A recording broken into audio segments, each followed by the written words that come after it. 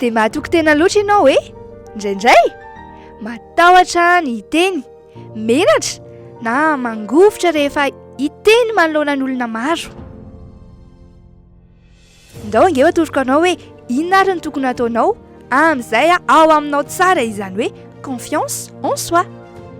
Voalohany ary dia ndresaka fekanjo, karakara kely io fomba fekanjonao io, izany hoe amboary ketreo foana hoe aiza le lafatra dia hitanao fa anana an'izay confiance en soi zay ianao na hoe atoky tena bebe kokoa.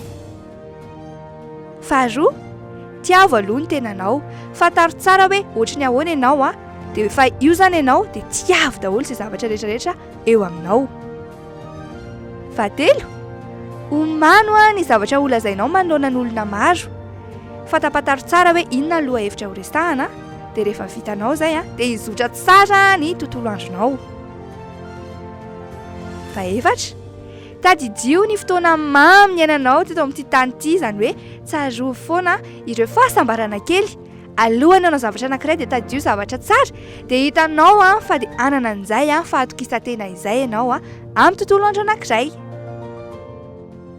Fahadimy farany ary, alohan'ny hanao zavatra ianao, ohatra hoe alohan'ny hiteny, alohan'ny hiresaka amin'olona, dia mitenena foana hoe vitako io.